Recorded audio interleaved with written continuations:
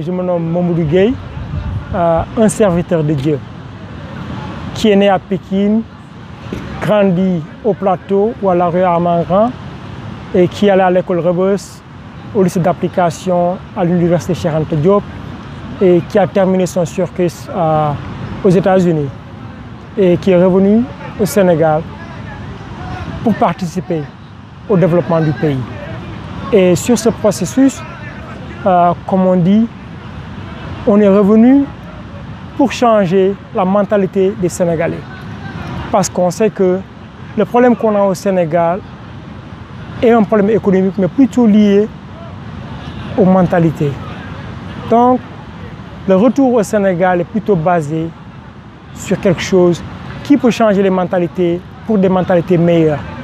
Parce que si les mentalités changent, le Sénégal pourra changer. Et si le Sénégal change, l'Afrique aussi pourra changer. Et de ce point aussi, le monde pourra changer pour un monde meilleur.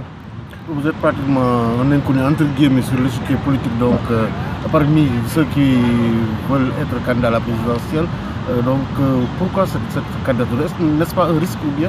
Oui, les gens pensent que c'est un risque. Mais je dis que dans toute chose, il y a un risque. Il y a plutôt des risques dans toute chose. Et je dirais que moi, Mamadou Gueye, je ne suis pas un politicien de carrière. Ce que je suis en train de faire, les gens l'appellent de la politique, certes. Mais c'est plutôt un retour vers Dieu. C'est comme ça que je l'appelle.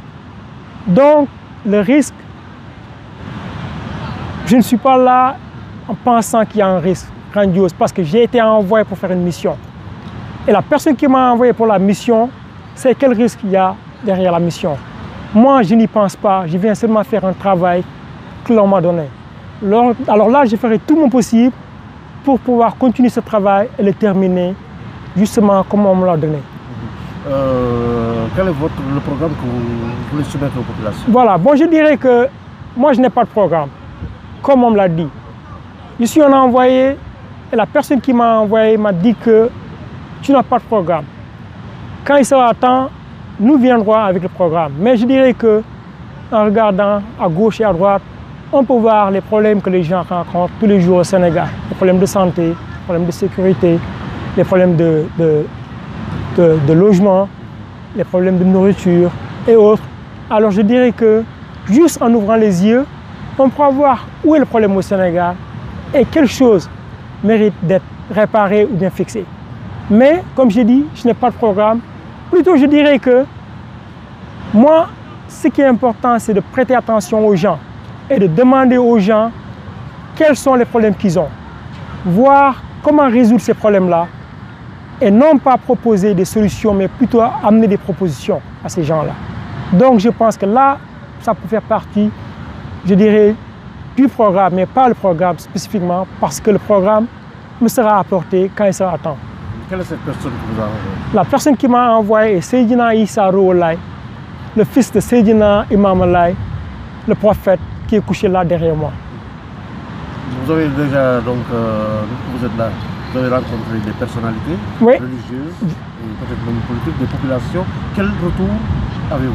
Oui, ben, en rencontrant ces personnalités religieuses, parce que comme je fais partie de la communauté laïenne, j'ai d'abord commencé par la communauté laïenne et j'ai rencontré des gens. Mais aussi, j'ai aussi commencé à faire des tours et je suis allé jusqu'à Touba il y a peut-être 2 semaines. Et aussi, pour d'autres personnalités que j'ai rencontrées, j'ai aussi rencontré l'abbé Jacques Seck, et qui nous a beaucoup encouragés pour nous dire que il n'a jamais vu quelqu'un parler de la politique pour le retour vers Dieu.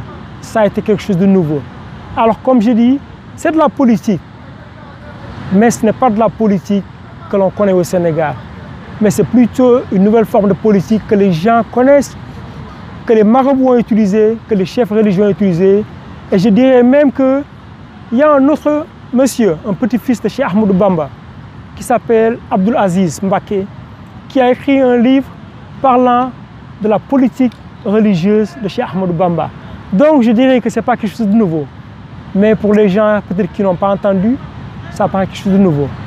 Donc on a eu des retombées qui nous ont encouragés à continuer le travail. Comme je disais, venant de l'abbé Jacques Seck ou venant des chefs religieux. et aussi venant d'autres personnes, telles que vous qui êtes là en face de nous, nous encourageant pour faire cette émission. Il y a également, disons, l'équation du parrainage qui est donc cette année. Comment vous vous y prenez? Oui, comme tout candidat, parce qu'on sait que c'est quelque chose à surmonter avant d'être candidat. Donc, on est dans nos démarches, on est en train de récupérer nos fiches de parrainage et espérant que d'ici la fin de semaine, on pourra faire notre compte et là, on pourra voir exactement combien on a pour pouvoir publier ça et donner à nos partisans le nombre exact qu'on a avant de publier ça. L'élection également, disons, il y a la campagne qui nécessite beaucoup de moyens.